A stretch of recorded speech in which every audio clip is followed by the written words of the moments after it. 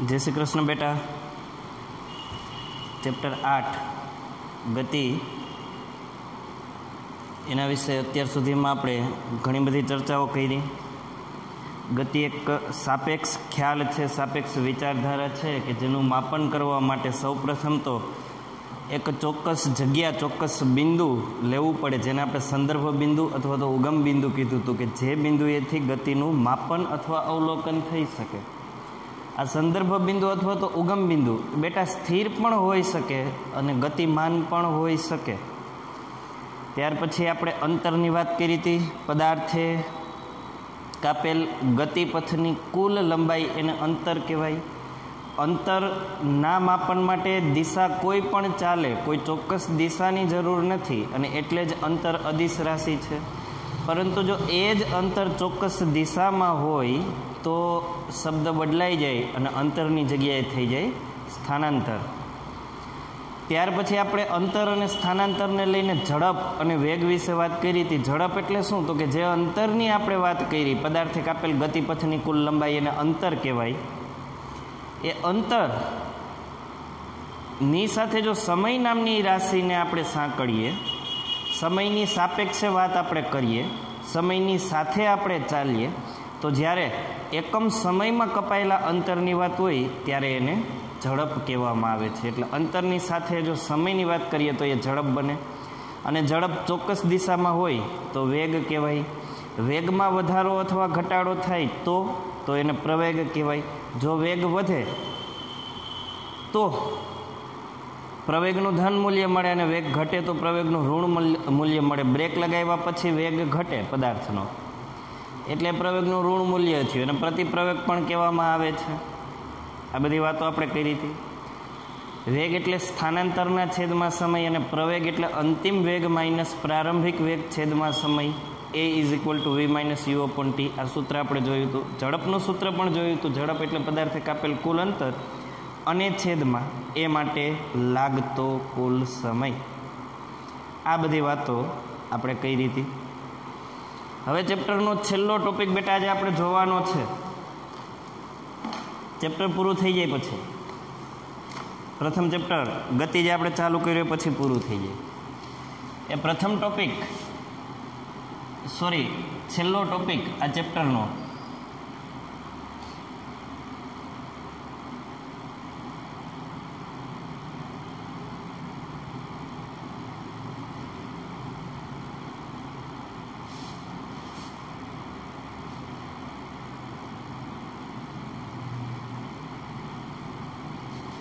ए छे नियमित वर्तुळमय गति।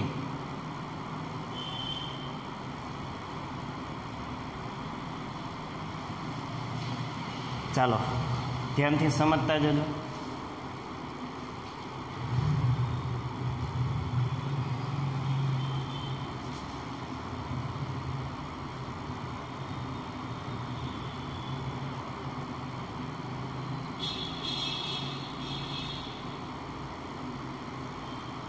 जो हूँ आवो कोई चोरस दोरू बेटा, चोरस केने कहेवाय? चोरस जेने चार खूणा ने चार बाजू होय। बिंदु निरूपण करिए ए बी सी अने डी। हवे एक धारणा करिए, कल्पना करिए कि आपणे ए बिंदुथी गतिनो प्रारंभ करिए, बी बिंदु सुधी जईए एटले आ दिशा थई।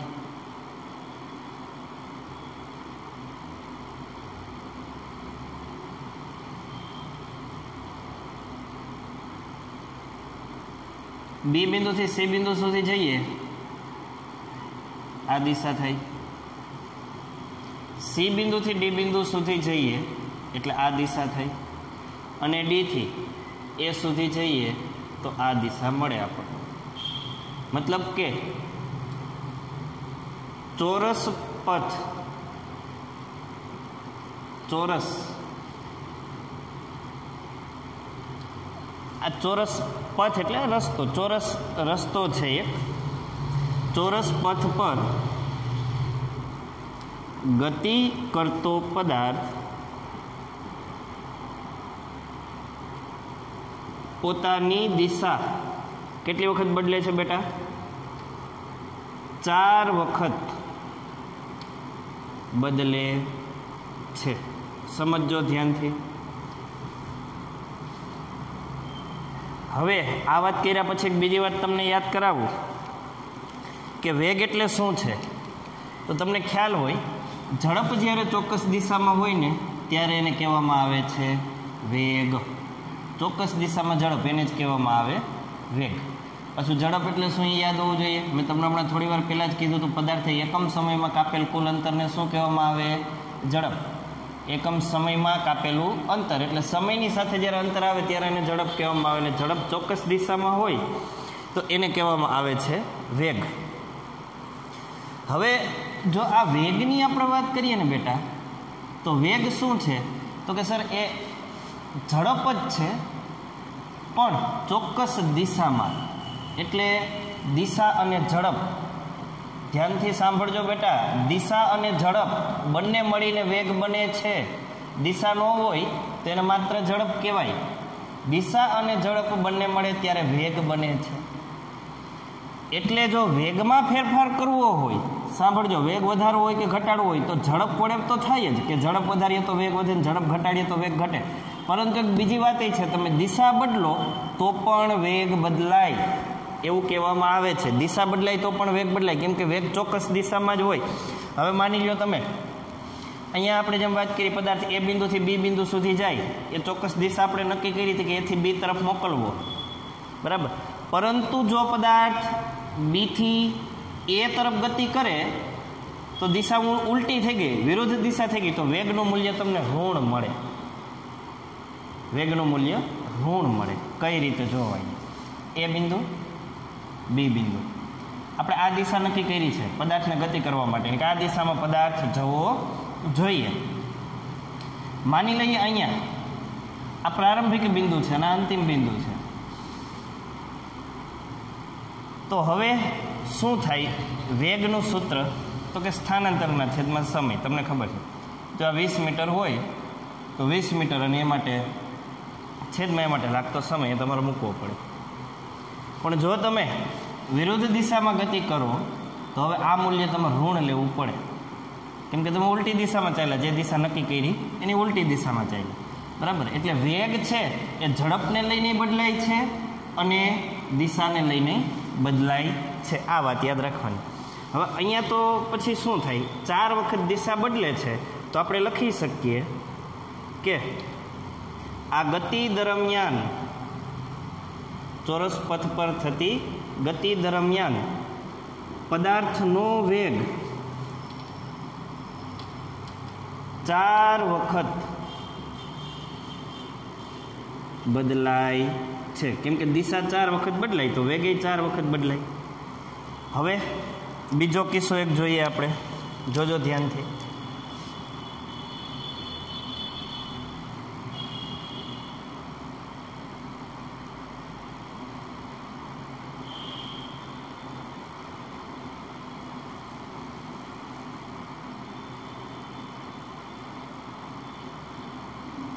માની લે એવા માર્ગ આવો છે અને પંચકોણ કહેવાય, 5 ખૂણા. જો એ, બી, સી, ડી અને ઈ. 1 2 3 4 અને 5, 5 ખૂણા, પંચકોણ કહેવાય આને. પેન્ટાગોનલ, પંચકોણ. હવે શું થાય?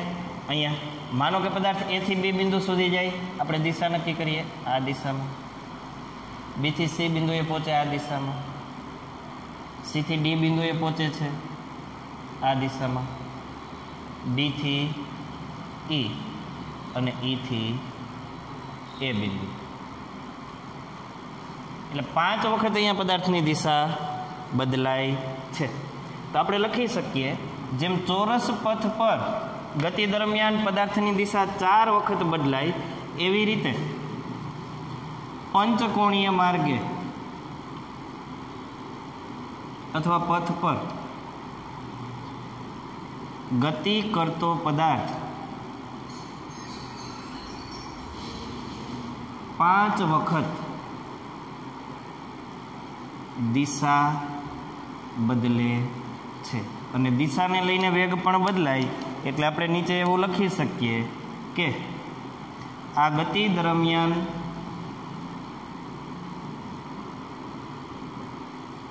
પદાર્થ નો વેગ 5 વખત બદલાય છે. હજુ આગળ સમજો.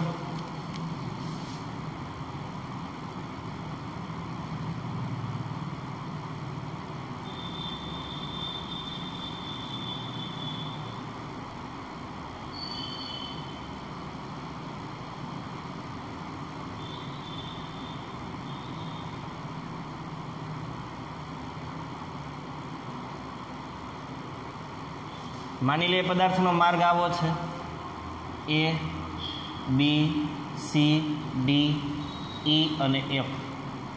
ષષ્ટકોણ 6 ખૂણા, 6 ખૂણાવાળી રચના. એ બિંદુથી પદાર્થ ગતિનો પ્રારંભ કરે, એ બિંદુથી આ કિસ્સામાં તો એ થી બી આ દિશામાં, એ જ રીતે બી થી સી, સી થી ડી, ડી થી ઈ, ઈ થી એફ અને એફ થી એ. 6 વખત પદાર્થ દિશા બદલે છે. એટલે આપણે લખી શકીએ ષટકોણીય માર્ગ પર અથવા માર્ગે ગતિ કરતો પદાર્થ 6 વખત દિશા બદલે છે. એના પરથી કહી શકીએ આ ગતિ દરમિયાન પદાર્થનો વેગ 6 વખત બદલાય. આ ગતિ દરમિયાન પદાર્થનો વેગ 6 વખત બદલાય છે. તો તમે જો બેટા, જેમ જેમ ખૂણા વધતા જાય એમ એમ દિશા બદલાવાનો દર વધતો જાય ને એને લઈને જ વેગ પણ વધતો જાય. અહીંયા વેગ 4 વખત, સોરી વેગ વધે નહીં, વેગ બદલાવાનો દર. અહીંયા વેગ 4 વખત બદલાવાનો, અહીંયા 5 વખત, અહીંયા 6 વખત. 7 ખૂણા કરું તો 7 વખત વેગ બદલાય.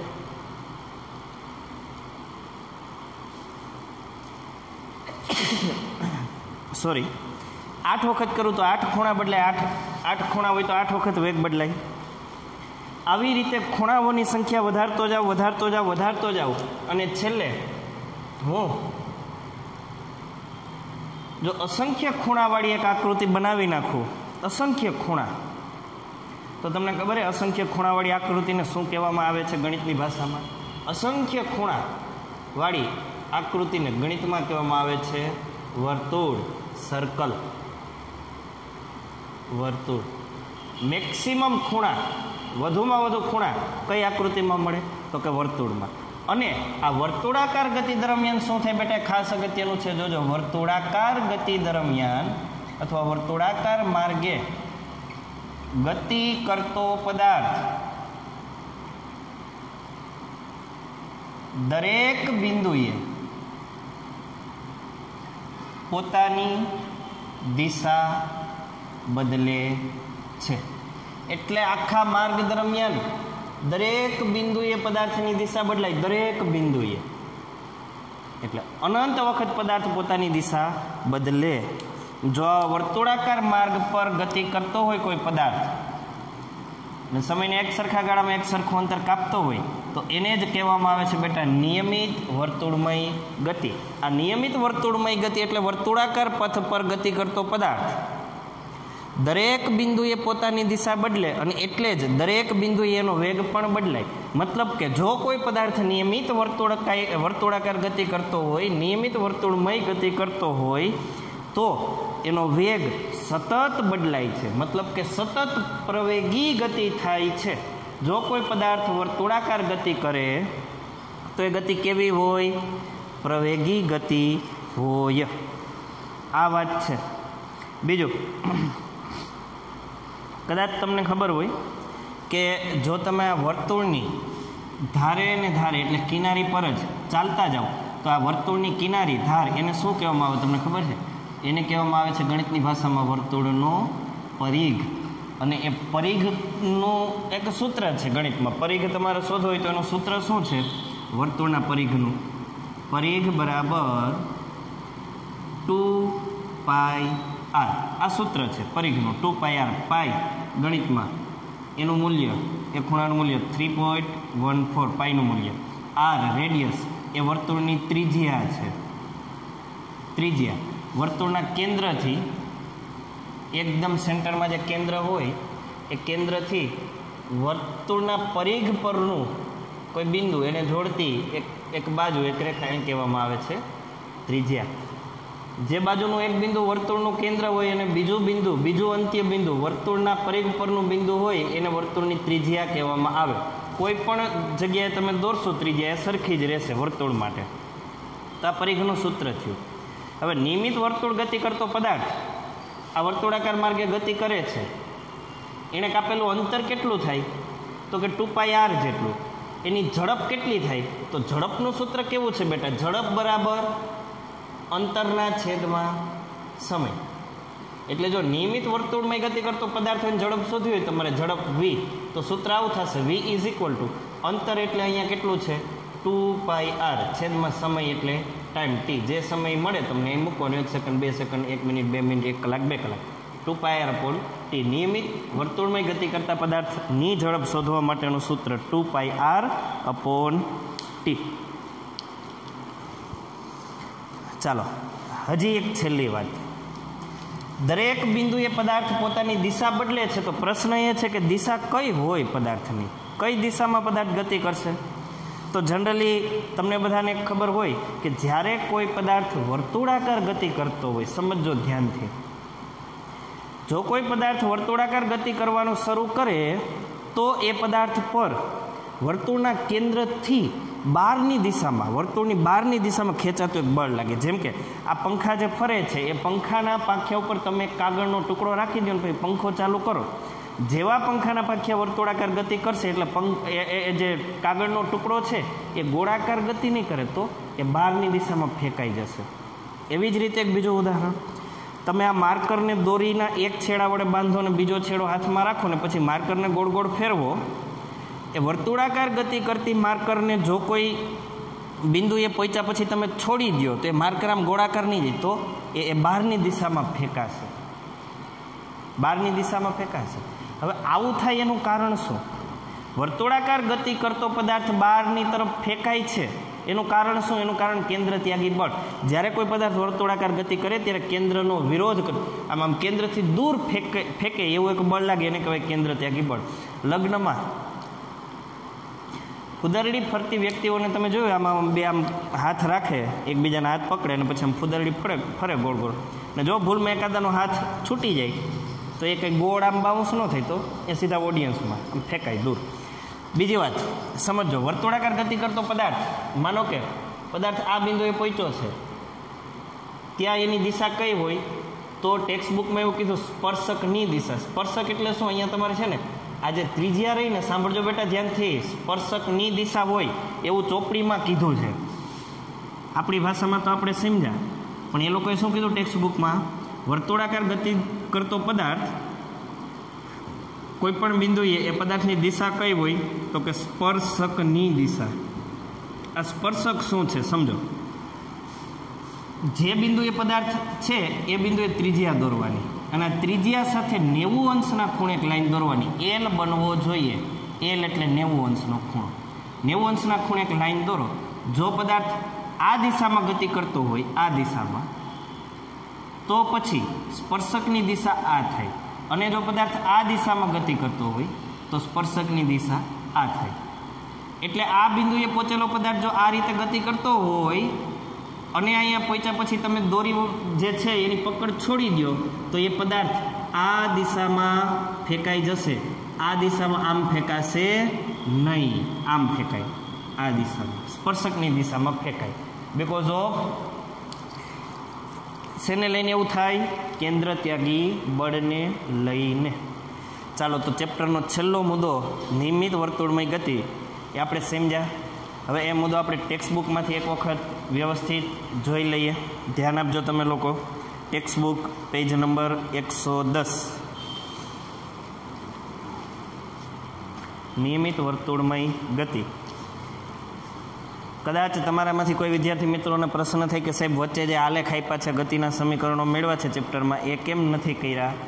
કેમ કે એ વસ્તુ નીકળી ગઈ છે કોર્સમાંથી, એક્ઝામમાં પૂછાશે નહીં. ગવર્મેન્ટની ગાઈડલાઇન મુજબ એ વસ્તુ નીકળી ગઈ એટલે આપણે એ કર્યું નથી. સીધા નિયમિત વર્તુળમય ગતિ આવી ગયા, યુનિફોર્મ સર્ક્યુલર મોશન. ચાલો હવે ટેક્સ્ટ બુકમાં ધ્યાન આપજો. 8.6 નિયમિત વર્તુળ ગતિ, યુનિફોર્મ સર્ક્યુલર મોશન. જ્યારે કોઈ વસ્તુના વેગમાં ફેરફાર થાય ત્યારે આપણે એમ કહીએ છીએ કે તે વસ્તુ પ્રવેગિત ગતિ કરી રહી છે. વેગ વધે અથવા ઘટે તો પ્રવેગ મળે. વેગમાં થતો આ ફેરફાર વેગના મૂલ્યમાં કે દિશામાં કે બંનેમાં થતા ફેરફારને કારણે હોઈ શકે. વેગનો ફેરફાર કઈ રીતે મળે? તો કે ઝડપ બદલાય તો પણ મળે, દિશા બદલાય તો પણ મળે, ઝડપ અને દિશા બંને બદલાય તો પણ મળે. એટલે વેગનો ફેરફાર તમને 3 રીતે મળી શકે બેટા. પહેલું ઝડપ બદલાવાથી, બીજું દિશા બદલાવાથી અને ત્રીજું ઝડપ અને દિશા બંને બદલાવાથી. શું તમે એક એવા ઉદાહરણનો વિચાર કરી શકો કે જેમાં વસ્તુ પોતાના વેગનું મૂલ્ય નથી બદલતી પરંતુ માત્ર દિશા બદલે છે? તો કે હા, જો કોઈ પદાર્થ વર્તુળાકાર માર્ગે અચળ ઝડપે ગતિ કરતો હોય, ઝડપ એની ચોક્કસ છે, બદલાતી નથી, પરંતુ વર્તુળાકાર માર્ગ છે એટલે માર્ગના દરેક બિંદુએ એની દિશા સતત બદલાય, ઝડપ બદલાતી નથી. એ તો અચળ છે, ચોક્કસ છે, ફિક્સ છે. ઝડપનું કોઈ એક જ મૂલ્ય છે. ચોક્કસ ઝડપ સાથે પદાર્થ વર્તુળાકાર માર્ગે ગતિ કરે ત્યારે એની ઝડપ નથી બદલાતી, પરંતુ વર્તુળાકાર માર્ગે ગતિ કરતો પદાર્થ દરેક બિંદુએ પોતાની દિશા બદલે છે અને આ બદલાતી દિશાને લઈને વેગનો ફેરફાર મળે છે. નીચે તમને 4 આકૃતિ આપી, લંબચોરસ, ષટકોણ, અષ્ટકોણ અને વર્તુળ. ત્યાર પછી આગળ આપણે રીડ કરીએ. કોઈ બંધ માર્ગ પર, બંધ માર્ગ એટલે ચોરસ, પંચકોણ, ષટકોણ, સપ્તકોણ, અષ્ટકોણ, વર્તુળ, આ બધા બંધ માર્ગ છે, બંધ આકૃતિઓ છે, એકેય બાજુથી ખુલ્લી નથી. કોઈ બંધ માર્ગ પર ગતિ કરતી વસ્તુનું ઉદાહરણ ધ્યાનમાં લ્યો. આકૃતિ 8.9 એમાં એક એથ્લેટ મીન્સ દોડવીર ની ગતિનો લંબચોરસ ગતિપથ ABCD દર્શાવ્યો. ધારો કે એથ્લેટ ગતિપથના સીધા ભાગો AB, પછી BC, પછી CA, CD અને પછી DA પર એક સમાન વેગથી ગતિ કરી રહ્યો છે. એટલે એની ઝડપ બદલાતી નથી, પરંતુ દિશા 4 વખત બદલાય. તે પોતાને ગતિપથ પર જ રાખવા માટે ખૂણાઓ પાસે પોતાની ગતિની દિશા ઝડપથી બદલે છે. એક ચક્કર પૂરું કરવા માટે તેણે કેટલી વાર પોતાની ગતિની દિશા બદલવી પડશે? એ સ્પષ્ટ છે કે લંબચોરસ ગતિપથ પર એક ચક્કર દરમિયાન તેણે 4 વખત પોતાની ગતિની દિશા બદલવી પડશે. હવે ધારો કે લંબચોરસ ગતિપથના બદલે એથ્લેટ આકૃતિ 8.9 બીમાં દર્શાવેલ ષટકોણ આકારના ગતિપથ ABCDE પર દોડી રહ્યો છે. આ પરિસ્થિતિમાં એક ચક્કર દરમિયાન એથ્લેટ પોતાની ગતિની દિશામાં 6 વાર ફેરફાર કરશે. જો ગતિપથ ષટકોણના બદલે અષ્ટકોણ હોય તો શું થશે? આમ જોઈ શકાય છે કે ગતિપથની બાજુઓની સંખ્યા વધે અથવા તો ખૂણા વધે તેમ તેમ એથ્લેટને પોતાની ગતિની દિશામાં કરવો પડતો ફેરફાર પણ વધે છે.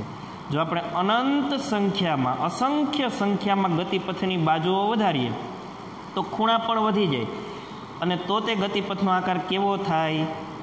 અને જો તમે આ પ્રકારે કરો છો તો તમે જોઈ શકશો કે ગતિપથનો આકાર વર્તુળ બની જાય છે અને દરેક બાજુઓની લંબાઈ, હવે બાજુઓ છે એ બાજુ નહીં રહે, તમે જો બિંદુવત થઈ જાય. કેમ કે જેટલી બાજુ એટલી વખત દિશા બદલાય, એ તો દરેક બિંદુ એ દિશા બદલાય, મતલબ કે દરેક બિંદુ એ બાજુ છે. બાજુ એટલી બધી નાની થઈ ગઈ એક બિંદુ સ્વરૂપે, હવે એનાથી નાની બાજુ શક્ય ન હોય. જો એથ્લેટ વર્તુળાકાર પથ પર અચળ મૂલ્ય ધરાવતા વેગથી દોડતો હોય તો તેના વેગમાં થતો ફેરફાર માત્ર ગતિની દિશા બદલાવાને કારણે જ થશે. ઝડપ તો ચોક્કસ છે, અચળ છે, એટલે ઝડપને લઈને વેગ બદલાતો નથી, પરંતુ વર્તુળમય ગતિ કરતા પદાર્થનો વેગ બદલાય એનું કારણ શું છે? ઓનલી ડિરેક્શન, માત્ર દિશા. આમ વર્તુળાકાર પથ પર દોડતો એથ્લેટ પ્રવેગિત ગતિનું ઉદાહરણ છે. આપણે જાણીએ છીએ કે R ત્રિજ્યાવાળા વર્તુળનો પરિઘ 2πr હોય છે. જો એથ્લેટ આર ત્રિજ્યાવાળા વર્તુળાકાર પથ પર એક ચક્કર પૂર્ણ કરવા માટે ટી સેકન્ડ લેતો હોય, ટીની જગ્યાએ 1 2 3 4 5 6 જેટલી પણ સેકન્ડ હોય એ લખી મૂકી શકીએ આપણે, તો તેનો વેગ v = 2πr/t થશે. અને હવે વ્યાખ્યા. જ્યારે કોઈ વસ્તુ વર્તુળાકાર પથ પર અચળ ઝડપે ગતિ કરતી હોય ત્યારે તેની ગતિને નિયમિત વર્તુળ ગતિ કહે છે. ત્યાર પછી પ્રવૃત્તિ આપી છે પેલી પથ્થરવાળી, જેનું આપણે ઉદાહરણ લઈ લીધું, ચર્ચા કરી લીધી. એટલે એના પછીનો જે ટોપિક છે એ તમારે તમારી જાતે રીડ કરવાનો છે. અહીંયા ચેપ્ટર પૂરું થાય છે બેટા. આને રિલેટેડ તમને કોઈ પણ ક્વેશ્ચન હોય તો તમે પૂછી શકો છો. દિવાળી પછી આપણી સ્કૂલ ખુલે. સ્કૂલ તો અત્યારે પણ ખુલ્લી છે, પરંતુ તમારે લોકોને આવવાનું થતું નથી. દિવાળી પછી તમે પૂછવા માટે આવી શકશો.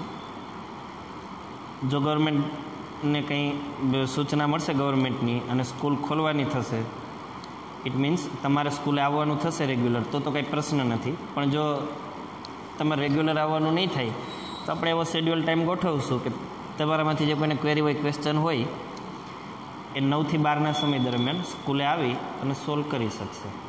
સારું, તો આજે અહીં સુધી રાખીએ. દરેક વિદ્યાર્થી મિત્રોને બાય, જય શ્રી કૃષ્ણ, જય હિન્દ.